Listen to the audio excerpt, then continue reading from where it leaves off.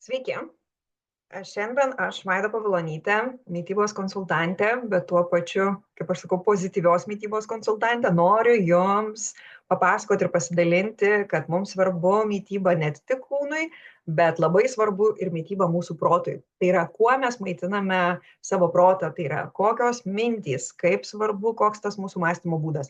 Labai dažnai sutinku ir savo rate tikrai irgi turiu klientų, kurie pradeda savo įpročių pokyčius ir sekasi tikrai neblogai ir kažkurį laiką pasiekiam puikių rezultatų. Tačiau įvyksta taip, kaip įvyksta, tie rezultatai kažkur prapuola. Ir ilgai ieškojau priežasties, kame slypi priežastis, kai mes pakeičiam savo įpročius. Tačiau, keisdami įpročius, jeigu mes nepakeičiam mąstymo, mąstymas ir mūsų elgsena jį pargrąžina vėl mus atgal į tuos senuosius įpročius. Todėl, kada mes keičiam įpročius, net tai, kaip aš turiu kažką tai padaryti, suvalgyti, sportuoti, judėti, aš turiu jau pradėti ir keisti savo mąstymo, jau aš sakau kažkokį tai žemėlapį, aš turiu pradėti keisti požiūrį ir dabar noriu trumpai prabėgti, pristatyti galbūt, kodėl tai yra taip svarbu, ne? Ir kiek daug tai lemia ir kokių galima, sakykime, kažkokių tokių namų darbų jau pradėti po truputėlį daryti. Surinkau daug įvairių, sudėjau, sudėliojau ir nebūtina pulti iš karto visko keisti, galbūt galit pasiimti tai, kas jums dabar būtų aktualiausia, nuo ko vertėtų pradėti. Tai visų pirma, norisi turbūt suakcentuoti, kodėl iš tikrųjų mums svarbu apie tai, ką mes galvojame ir kiek tai iš tikrųjų svarbu. Tai kaip ir minėjau, kad mintis tai yra mūsų proto maistas ir kaip maistas veikia mūsų kūną, taip mintys veikia mūsų gyvenimą ir netgi elgseną ir labai dažnai netgi pasirinkimus. Valgyti, nevalgyti, blogai, gerai, ai blogai jaučiuosi, tai gal suvalgyti ir panašiai. Per dieną mes sugeneruojam begalę minčių ir iš tikrųjų dauguma minčių tokios jos pastovios, pasikartojančios ir neigiamos. Ir natūralu, kad tam, kad įvyktų kažkoks pokytis arba tam, kad aš pasikeičiau, pirmiausia, man kyla kažkokia tai mintis, kad viskas, aš jau taip daugiau nebegaliu, aš noriu kitaip. Ne? Tai ta mintis pasėja man kažkokį tai, sakykime, postumį į kažkokį tai veiksmą. Ir jeigu dar aš tą veiksmą atlieku nuolatos, tai jau tampa įpročiu. Na, sakykime, nežinau, nepatinka man galbūt aš neturėjau įpročio valytis vakarais dantų, na, aš čia dabar jau galvoju kažką nesąmonę, nedažniausiai turbūt visi valomės, na, bet, sakykime, ne, ir ryte aš atsikeliu su labai prastu burnos kvapu ir tada aš suvokiu, kad, na, reikia įprasti ir vakarais, ne, tai kilo man tokia mintis, aš tada pradedu kažką daryti ir aš tampu jau tuo atsakingu žmogum, kuris jau kažkokį tai įprotį daro ir natūralu, kad aš jau turiu kažkokį rezultatą. Tai taip su viskuo. Pirmiausia gimta mintis, tada atsiranda veiksmas, jeigu tas veiksmas yra pastovus, tai jau formuosi iš įpročiai. Ir žinokit, tie nauji įpročiai labai dažnai keičia mus.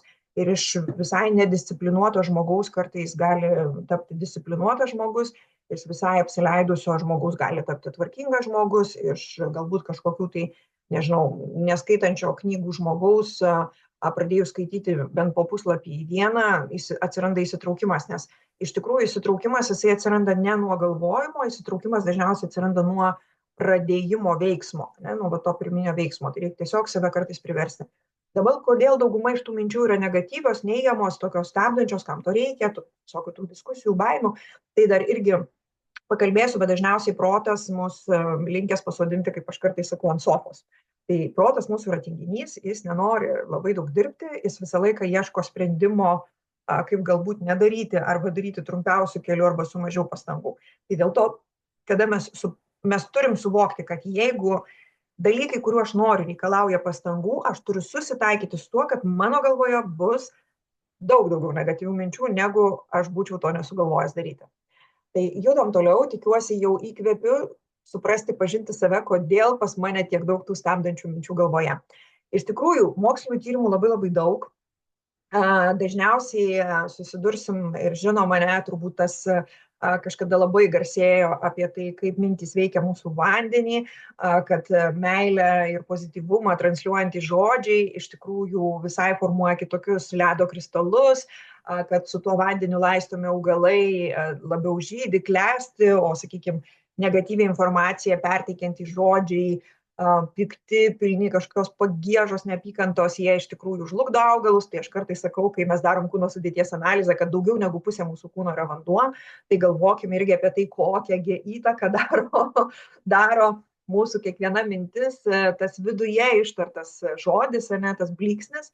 Ir kaip reikia iš tikrųjų pradėti galvoti apie tai. Na, yra mintys ir meditacijos keičia net mūsų smegenų struktūrą ir tai vadinama ta epigenetika, neuroplastiškumas.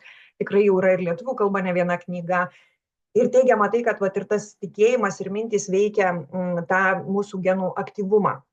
Dabar tyrėjas, vat irgi vienas iš neuroplastiškumo mokslo pradininkų teigia, kad tyrimai parodė, kad smegenys visą gyvenimą keičiasi nepriklausomai nuo to, ką mąstome ir darome. Tai nebūtent tai, kad mes daug metų kažkaip tai netaip galvojam ir staiga pradėsim, tikrai jau yra rezultatas. Tai netgi meditacija, dėmesio keitimas, fokusas, galbūt pristabdymas savęs, neskubėjimas, ne tas multitaskinimas. Ir kada mes turim tuos naujus įpročius, sukuria mūsų naujus neuronų kelius, naujus nutiesia kelius, neuronų jungtis pasikeičia, ne? Mūsų reakcija pasikeičia ir tai irgi yra labai svarbu. Dar momentas tai, kad žmogaus smegenys labiau linkusios įsiminti, reaguoti į neigiamą informaciją. Kodėl? Kad mus apsaugotų kaip kūną, kaip išlikimui. Dėl to mes turim suprasti, kad ta negatyvi informacija ir kažkokios negatyvios patirtys, jos daugiau lieka pas mus. Ir kitas momentas, jos daugiau išlipa. Kad jeigu aš turėjau negatyvią patirtį, greičiausiai sakys, tai man vėl nepasiseks. Na, kai aš kadangi dirbu su mitybos įpročiais daugiausia, tai su kuo aš dažnai susiduriu, tai vėl man nepasiseks. Tai vėl man, tai aš kaip visada vėl persivalgysiu. Tai vėl man čia viskas. Tai vat nuo to, vėl man, tai dažniausiai irgi labai, kaip aš sakau, mes save taip ir nuteikiam. Ir tokios mintys iš tikrųjų sukelia ir lėtinį nerimą, ir streso tas būsenas, ir be abejo nesuteikia tų gerų rezultatų. Dėl to mūsų užduotis tikrai reikia smegenis treniruoti pozityvumui. Taip kaip fiziniam aktyvumui mes treniruojam, tai smegenis mes turim treniruoti tam pozityvumui ir tų teigiamų minčių ieškojimui, kad neužsisukti į neigiamų minčių. Dėkingumo praktikas turbūt jau visi esat girdėję ir tikrai aš irgi akcentuoju dažnai, kad čia irgi vienas iš tokių įdomių tyrimų, kad 10 savaičių dalyviai rašė 5 dalykus, už kuriuos jaučiasi dėkingi.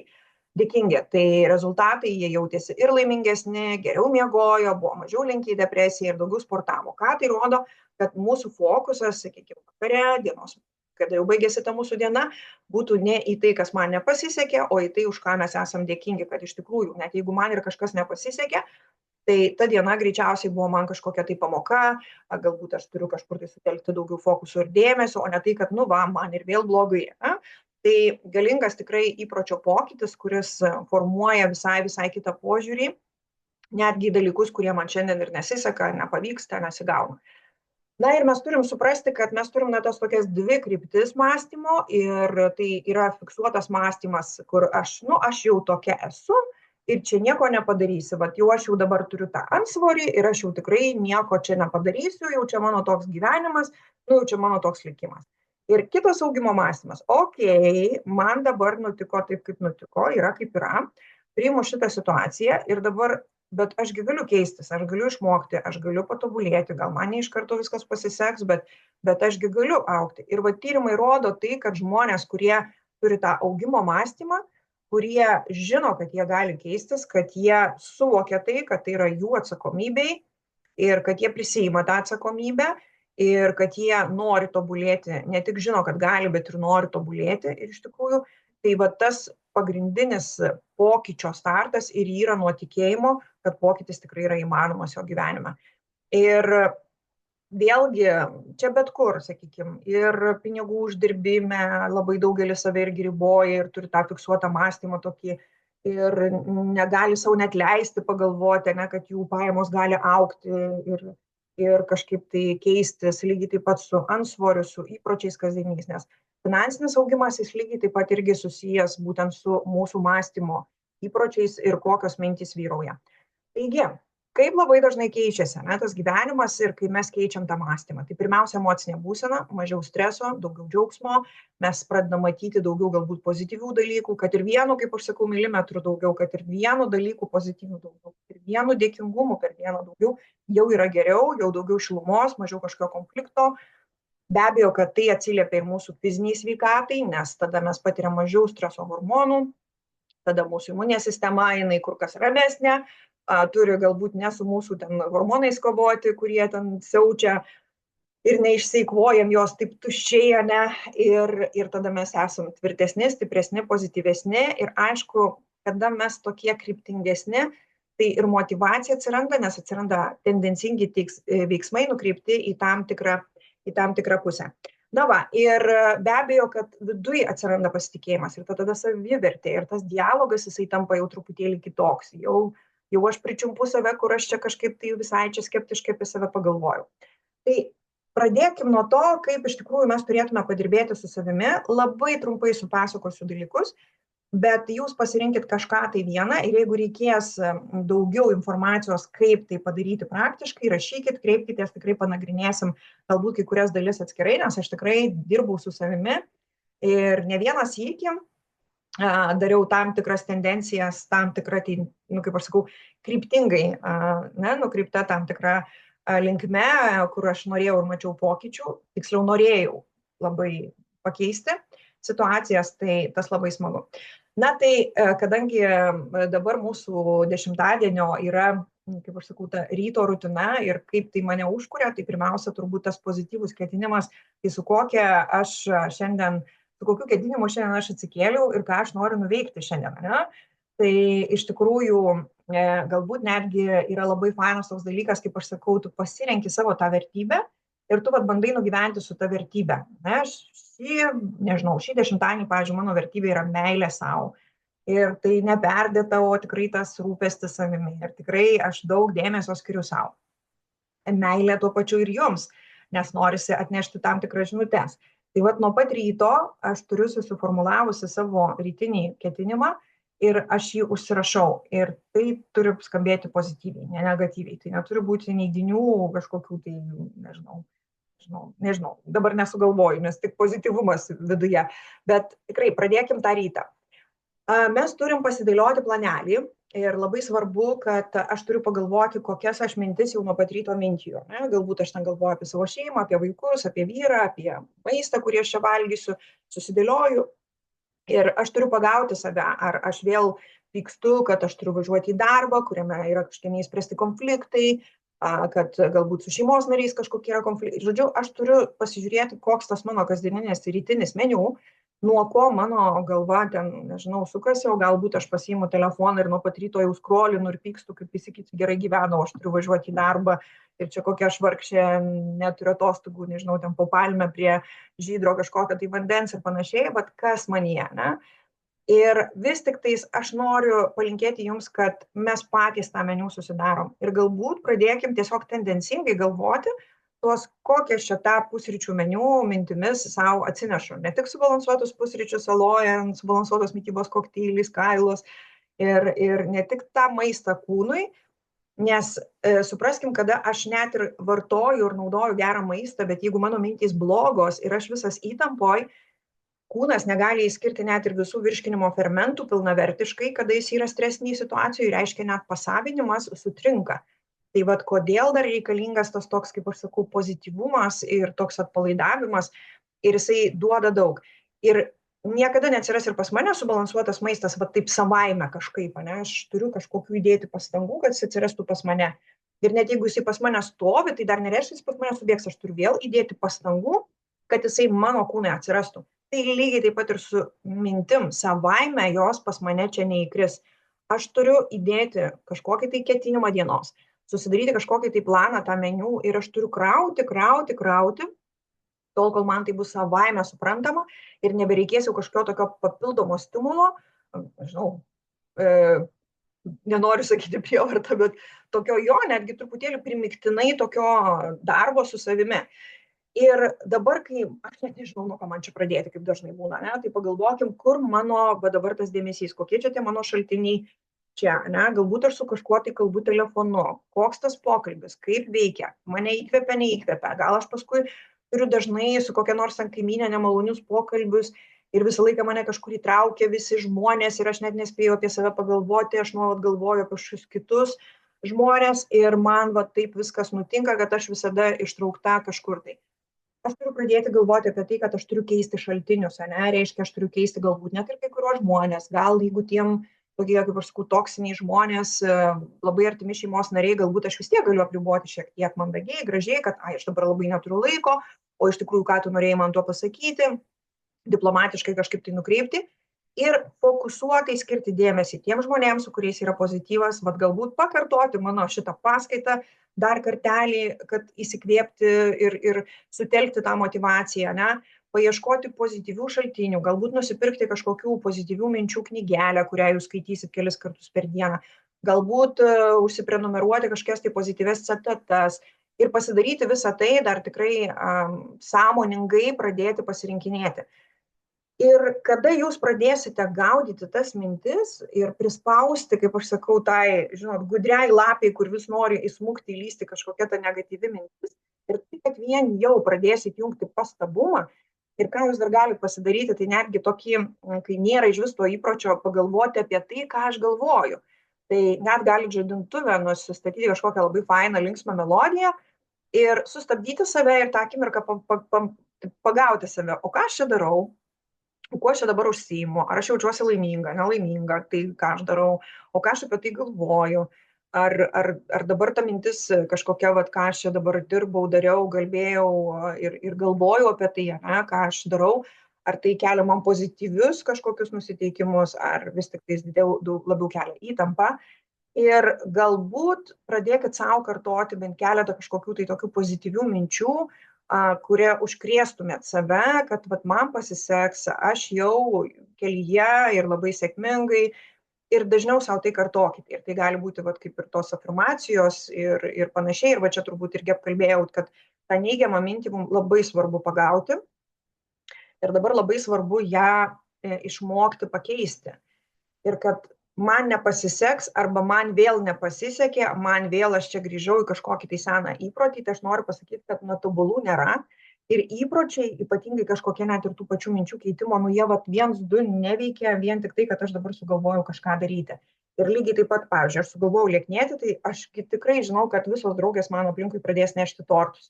Nu tai einam čia dabar kavytę su kažkokiu saldumynu, nu tai einam čia dar kažką, tai ką čia pavalgėm pietų, tai gal dar kažką skanaus. Ir faktas, kad mums gyvenimas visada atneša tam tikrų papildomų tokių išbandymų. Ir aš turiu perjungti, ir aš turiu išmokti, ir aš turiu nedrausti savo. Ir aš kartais vadinu vietoj to, kad, nu tai man dabar negalima. Aš visą laiką sakau, man žinokit, viską galima valgyti, bet sakau, šiandien aš renkuosi visai ką kitą. Ir žinot, vat, kaip skirtingai skamba, man dabar negalima. Ir aš tokia aukos pozicijoje, tokioj, kad, nu, supranti, dabar čia mane kažkas, tai va, man liepė, mane įpareigojo, kažkas, tai mane įstūmė, žinai, į tą duobę ir aš dabar toj duobėje gyvenu. Vietoj to, kad aš, ne, man viskas galima, aš galiu daryti tai, ką aš noriu, bet šiandien aš renkuosi. Ir ką tai pasako, kad pas mane yra tvirtas stuburas, stipri savivertė ir aš turiu galimybę rinktis ir aš renkuosi tai, o jūs galite drąsiai rinktis.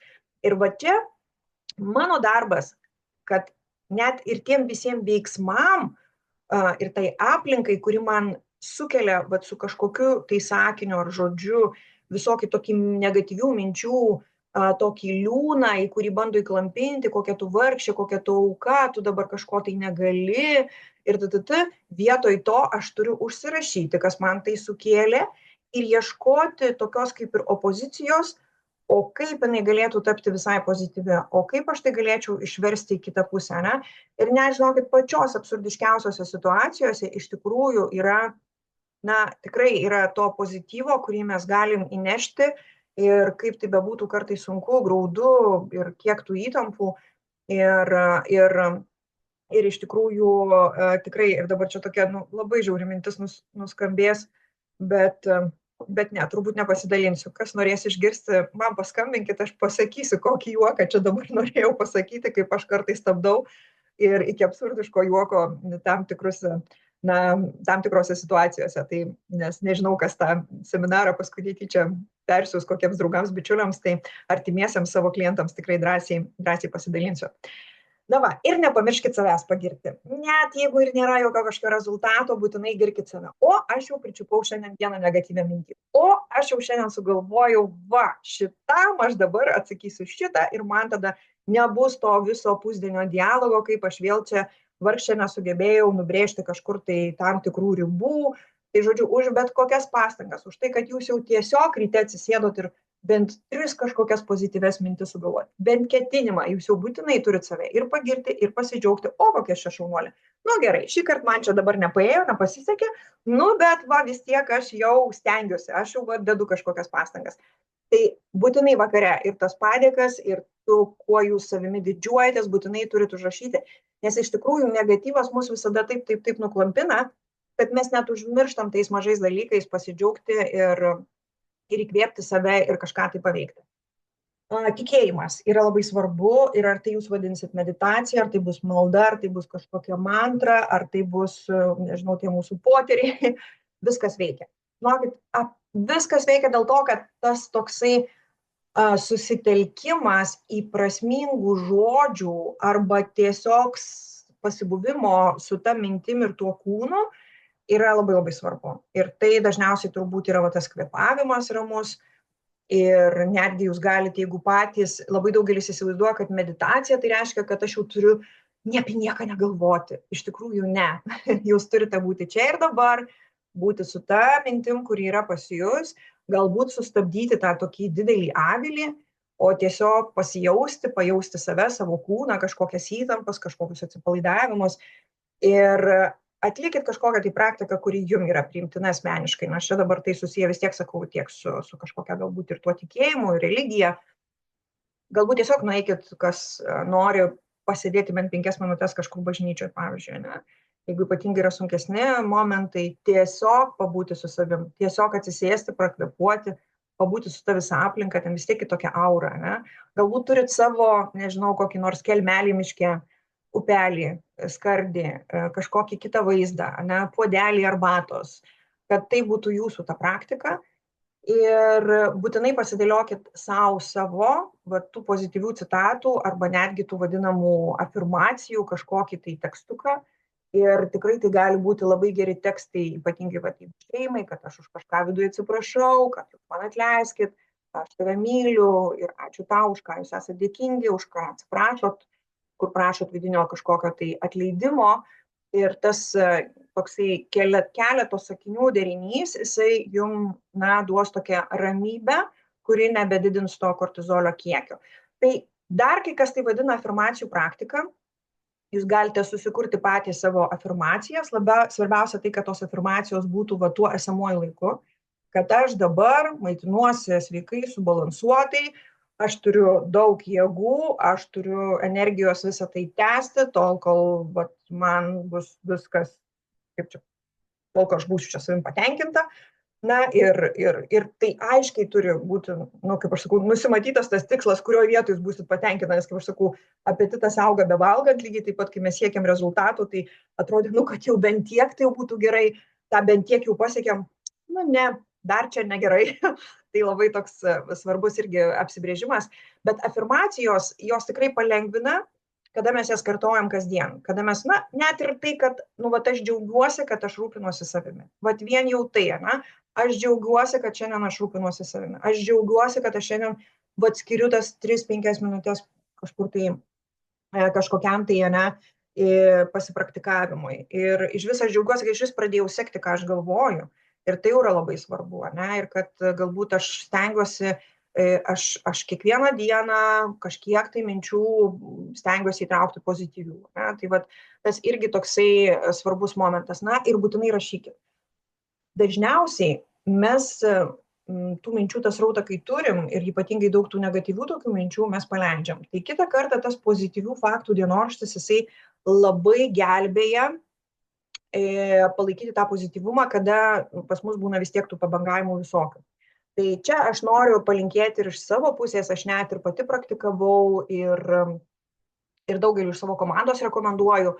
Tai kada aš gaunu savo klientų atsiliepimus, teigiamus, pozityvus, kažkokias dėkingumo žinutės, aš turiu atskirą tokį folderiuką, kur aš ten juos ir kraunu. Ir nutinka, iš tikrųjų, kai sustinki, tuos žmonės, kuriem yra sunku gyvenime ir kurie tą visą tulžį užpila ant tavęs. Ir kartais ne visada tu spėjai čia tuos gynybinės sienos susistatyti, ypatingai kai aš esu ta tokia žmogus su atvira širdim. Ir kartais ima ir kai kas, taip tikrai negražiai pasakius, labai prikakoja į tą širdelę. Ir prikakoja į tą širdelę ir ją skauda. Ir tada, žinokit, aš atsidarau tą folderį ir tenais tos visos žinutės jūsų dėkingumo. Ir man jos taip, žinokit, taip iš tikrųjų sušildo, kad tu supranti, kodėl tu darai šitą darbą, kodėl tu eini per šitą pasaulį, kodėl tu daliniesi tuo gerumu, kodėl tu kuri tą gerumą ir kodėl visa tai vyksta. Dėl to, kada jūs susirašinėsit pozityvios dienos įvykius, tai jums padės įveikti tuos sunkiuosius etapus. Tai bus jūsų įrankis, tai bus jūsų receptas. Tai čia vienas iš daugelio receptų, ne? Kad kiekvieną vakarą jūs susirašytumėt keletą faktų, pasektumėte, už ką jūs esate dėkingi. Ir dar, kaip aš sakau, kartais mes užsukam save į užduotis, kurių mes negalim išspręsti.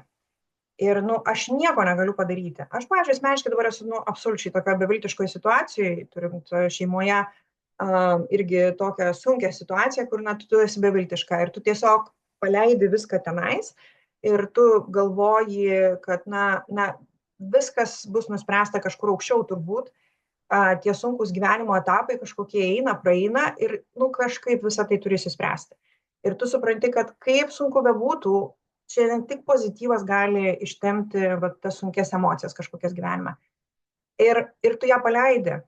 Kaip aš sakau, jeigu reikia ir žvakelę uždegi, ar toj pačioj bažnyčioje pabūni, ar miške tiesiog su savim, ar galbūt vandens procedūros tikrai labai pagelbėja, kažkas spa, galbūt neturit galimybių išvažiuoti, tai kartais ir ta pati vonia namuose ar dušas gelbėja. Ir padėkokit, ir deleguokit ten aukščiau, kad greičiau atneštų kažkokį tą sprendimą, kažkokiu tai būdu ir jūs pamatysit, kad vienaip ar kitaip ta situacija, kai jūs atiduodat kažkam kitam, ne konkrečiai kitam žmogui, nukraunat atsakomybę dar, kaip aš sakau, šeimos nariui, kuris čia šalia, tu privalu kažkaip turi padaryti, nes man nepasidaro, tai tas toks lyg įtampas dar labiau augina. O kada tu patiki ten kažkur jau aukščiau, ten, kur tu nieko negali pakeisti, tai manau, kad anksčiau ar vėliau visą tai išsisprendžia, bet viduje palengvėja, viduje toks, kad aš atidaviau visą tai, tai yra ne mano rūpė, tai ne mano galioje tam tikrus dalykus nuspręsti. Ir akcentas turbūt, kada mano gyvenime, oi, aš neturiu visai laiko savo, oi, viskas, tai kaip visada, jo, taip aš ir galvojau, tai yra tokių žodžių žodinėlis, kuris mus labai ne tai, kad nuskurdina, bet net ir nulemia. Nieko savo, toks priežodis, kuris, jūs įsivaizduojat, ką jisai duoda mums, jisai duoda tai, kad aš nieko savo negaliu duoti, ne? Vietoj to aš turiu surasti sąmoningai, naudoti teigiamus žodžius ir pasekti savo net žodyną, kurį aš ištariu. Ne tik atmintis, bet ta verbalika, kuri iš manęs keliauja, ji irgi turi didelę reikšmę ir tas žodis, kuris išlekia tuo žvirbleliu, jisai iš tikrųjų paskui virsta tuo rezultatu. Todėl akcentuokim apie tai, ką mes kalbam, net kartais ir juokų forma. Ir kartais mes natūralu, kad ir pajuokaujam galbūt ir sarkastiškai, o jeigu tai yra labai dažnai. Dėl to aš turiu pradėti kurti tą atsvarą ten, kur pas mane ne tik kad negatyvi mintis, bet dar negatyvus žodynus. Tai ir vėl, kaip visada, nepasiseks. O šiandien aš žinau, kad man pasiseks. Aš dėsiu pastangas, aš keisiu mąstymą, aš stebėsiu savo mintis, aš žiūrėsiu ir analizuosiu savo elgseną, savo požiūrį ir aš tai keisiu, dėl to, kad aš nenoriu tų rezultatų, aš noriu kitokių rezultatų. Ir čia aš turiu ieškoti sprendimo tos atsvaros. Ir žinot, net elementariai, kaip aš juokauju, kad net man, kai turiu pagalbą, sakykime, namuose, buityje, man net žodis valytoja, jisai buvo toks kažkoks, aš visada taip mėgdavau pozityviai, tai man tvarkos fėja, kada Pas mane studijoje buvo irgi toksai skolų sąsiuvinukas, kaip aš juokaudavau, nes kai daug konsultantų dirbdom, kažkas kažkokį produktą ten pasiima ir užsirašo, Vaida, aš tau ten, nežinau, kokį nors braškinį kokteilį skolinga. Tai aš visą laiką vadinau ne skolų, o aš tai pavadinau geros savijautos, gera savijauta avansu. Va, tai vat vis ieškodavau, ne, nes kad, na, žmogus man nesijaustų skolingas, o tiesiog jis pasiėmė geros savijautos šiek tiek avansų savo klientams ar savo, nesvarbu. Bet vat, tai, kas suteikia iškart šypseną, ne veide, skola, iš karto, o čia gera savijauta avansu. Tai aš noriu palinkėti, kad jūs irgi lygiai taip pat, na, vat, paieškotumėt, apžaistumėt save, o šiandien tai mums gali kas padėti ir ChatGPT gali padėti mums paieškoti tų žodžių, kaip čia kažkokius pozityvius žodžius kažkokiam tai va, tam negatyviam žodžiui, ne? Jeigu mums pritrūksta fantazijos, kaip aš sakau, tai pasitelkim, šiandien mes turim labai labai daug visokiausių gerų įrankių. Na ir padėka savo ir visatai, 3 dalykus, 5 dalykus, pristatinėjau tyrimą, kad tai buvo tiem, kas 10 savaičių rašė po 5 minimum dalykus, tai tikrai puikia praktika, kada mes jaučiamės dėkingi, net sakykim, na kartais, kai aš sakau, kad kartais gyvenimas pristabdo, nutinka kažkoks tai įvykis ir jis tave sustabdo šiek tiek, ir tu paskui supranti, kad ne veltui reikėjo turbūt šiek tiek staptelti kažkur tai, ar kažkoks žiūrėk įvykis, atsimenu, ir kažkur tai negali nuvykti, ar kažko tai galbūt padaryti, bet tu sustoji, tu sutelki kažkur kitur dėmesį. Tai neužmirškit irgi padėkoti ir savo ir visatai, kad sprendžia tikrai dalykus taip, kaip turi būti. Jeigu tai yra sunku, tai tiesiog galbūt labiau paprašyti jėgų ir energijos visą tai įveikti. Nes, kaip aš sakau, su metais iššūkiai tik auga. Augant mums iššūkiai auga ir tai viskas daugiau mažiau sukasi tą spiralę ir tas augimas tikrai jisai labai vidinis stiprus vyksta. Tai žiūrėkit, vien tik 3 minutės negatyvių minčių mums šiandien gali sustabdyti imuninę sistemą net iki 5 valandų ir silpninti, nesustabdyti, atsiprašau, silpninti. Ir supraskite apie tai, kad reiškia, jeigu aš blogai galvoju dienos eigoj, tai reiškia tikrai yra didesnė tikimybė, kad aš sirgsiu. Ir ta žodis negalima, dabar negaliu, man dabar negaliu važiuoti pas draugus tų šašlykų valgyti, tai dabar aktyvuoja centrus smegenyse ir netgi sakoma tai be emocinio krūvio. Ir iš tikrųjų tai neigiamai veikia mūsų. Ir tik vienas žodis gali per dieną jum jau formuoti jūsų įpročius. Jeigu jūs kiekvieną dieną atsikelsit ir gyvensit su meile. Jeigu jūs kiekvieną dieną atsikelsit ir kartosit, kad šiandien mano diena yra ramybė. Jeigu kiekvieną dieną jūs atsikelsit ir šiandien mano diena yra džiaugsmas. Jeigu kiekvieną dieną atsikelsit ir sakysit, šiandien mano diena yra energija. Ir jau žiūrėkit iš karto, net aš pati viduje su savim visai kitaip pradedu jaustis. Ir smegenys neturi jausmo. Net jeigu mes tai kartojam mintyse juokaudami, smegenys priima kaip tikrą patirtį. Lygiai taip pat, jeigu aš žiūriu video, net ir, kaip aš sakau, išgalvotus, net jeigu aš šiandien nedalyvauju kare, bet aš nuolat skaitau tą visą informaciją, kokie tie mano srautai, jeigu aš gyvenu vien tik tokiose mintyse, mokesčių didinimas, karas, žodžiu, dar kažkokios tai nelaimės nesėkmės, žiniasklaida šiandien tik tuom ir gyvena, nes tai įtraukia negatyvus informacijos srautas, jisai visada patrauklesnis, kažką partrenkia, kažkas kažką užmušė, kažkokį rado kūną kažkur, o įsivaizduoju, aš jau pradedu pasakoti apie tai. Dingo ta ramybė, dingo tas ryto džiaugsmas, dingo ta meilė, apie ką aš tik kalbėjau, ne? Dėl to smegenys priima, žinokit, visą tai kaip už realybę, kūnas iš karto reaguoja, kaip būdamas tam visam procese, jis neatskiria tos tikrovės, kurią aš kaip ir turiu prieš akis, ir tą, kurią aš menamą rodau iš kažkokio tai ekrano.